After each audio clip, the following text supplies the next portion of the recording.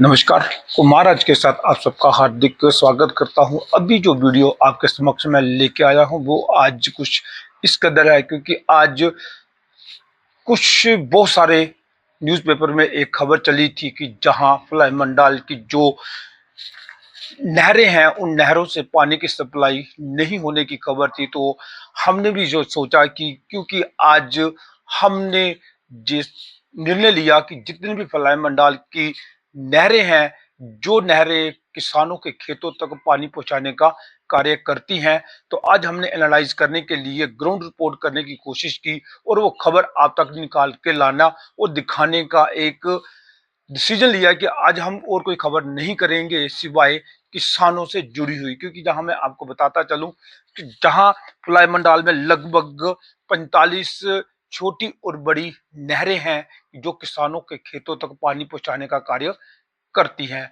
तो जहां आज हमने ग्राउंड रिपोर्ट जीरो की और जो हमने एनालाइज किया, तो हर नहर की अगर बात करूं, क्योंकि सबसे पहले मैं बात करूंगा कि करनाले चक से लेके सूर्य चक, गणेश चक को टच करते हुए और रामबाग तक की जो नहर थी, उस नहर की अगर बात की जाए तो बहुत सारे हिस्सों से नहर गंदगी से भरी हुई थी। कचरे के ढेर लगे हुए थे, कहीं जड़िया बूटी और कहीं तो लिफाफे और गोबर के ढेर लगे हुए थे। तो हमने स्क्रीन पे आज जियो टैगिंग फोटो आप देख पा रहे होंगे। और दूसरी बात करूंगा कि जो हमने एनालाइज किया थलवाल से प्रहलादपुर, गोविंदचक, सुहांजना से होते हुए जो नहर की हालत थी, तो वो भी बहुत ही खस्ता हालत थी। क्योंकि अब जब हम तलवार से निकले, तलवार से निकलकर हम सबसे पहले प्रहलादपुर पहुंचे। प्रहलादपुर चौक में जब हमने देखा तो वहां पे भी नहर की जो हालत थी वो बहुत ही बुरी हालत में थी। जहां पानी के साथ साथ किसी किसी जगह पे पानी तो जा रहा था, तो किसी किसी जगह पे नहरें हमें खाली और सूखी देखने को मिली।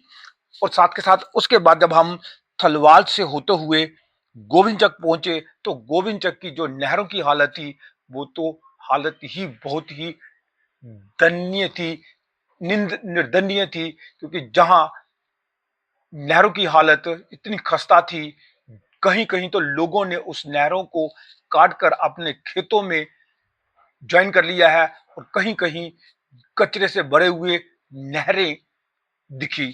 और तीसरा जब हम निकले वहां से गोविंद चक से होते हुए सुहांजना की बात कर रहा हूं, तो गोविंद चक से लेके सुहांजना तक का लंबा रूट था नहर का।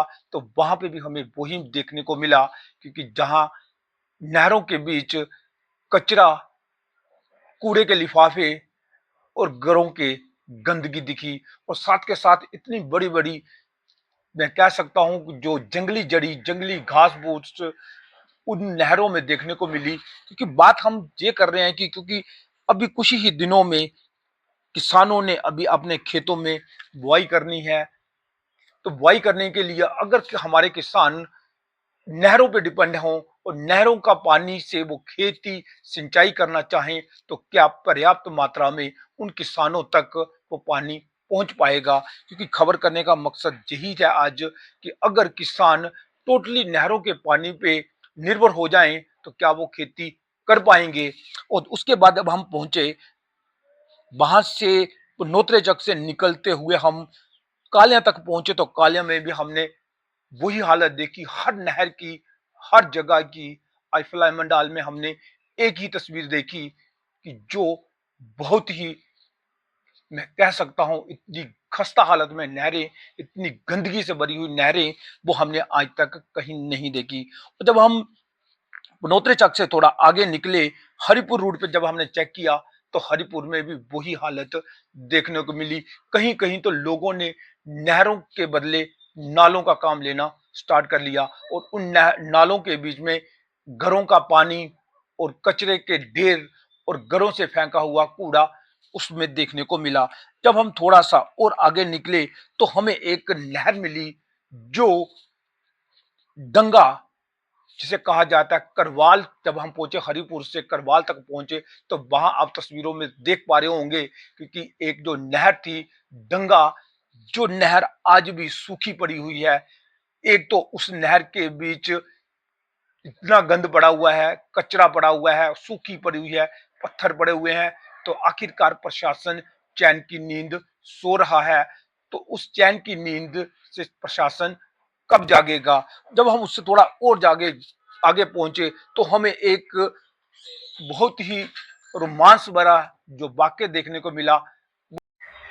जब हम करवाल से थोड़ा आगे बढ़े तो हमें एक बहुत ही रोमांस भरी नहर दिखी, जिस नहर का नाम था मकवालन। जी हाँ, नहर का नाम था मकवालन। वो नहर फुलाए से निकलते हुए टको टेढ़ा गांव को टच करती हुई वो नहर कोठे, नई बस्ती, मरारपुर और मकवाल में जाके समाप्त होती है। तो उस नहर की हालत भी वैसी ही दिखी, क्योंकि आप तस्वीरों में देख पा रहे होंगे मेरे साथ। क्योंकि आज हमने जियो टैगिंग फोटो इसलिए लगवाई कि कल कोई ये ना कहे कि जो ग्राउंड रिपोर्ट थी वो झूठ थी।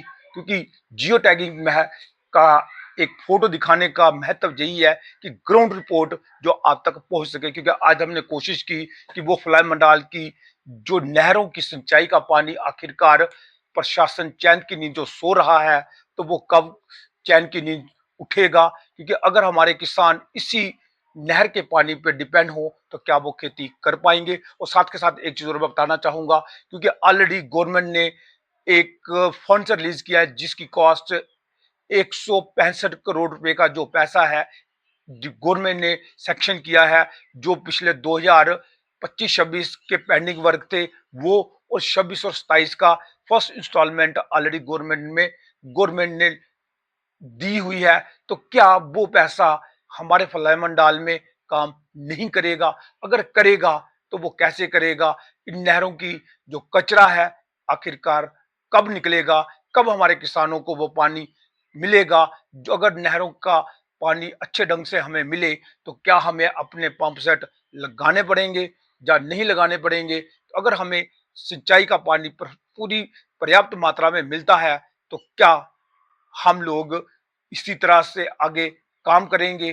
तो मैं साथ के साथ एक चीज बताना चाहूंगा, क्योंकि वीडियो के साथ शेयर करते चलें, क्योंकि ये बात फ्लाई मंडाल की ग्राउंड से जुड़ी हुई थी, रियलिटी थी। तो जो आज हम आपको दिखाने की कोशिश कर रहे हैं। अगर आपको वीडियो अच्छी लगी हो तो वीडियो के साथ शेयर करते चलें, कमेंट करें, जिससे कि हमारा मनोबल और बढ़ेगा और जिससे आपकी ग्राउंड रियलिटी आने वाले दिनों में हम और भी जो मुद्दे होंगे वो भी जियो टैगिंग के साथ साथ आप लोगों को समक्ष लेके आएंगे।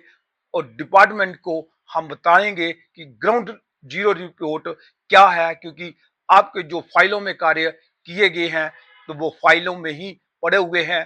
तो ग्राउंड जीरो पर काम कुछ भी नहीं है। तमाम और बड़ी अपडेट देखने के लिए आप देखते रहें कुमार आज के साथ। धन्यवाद।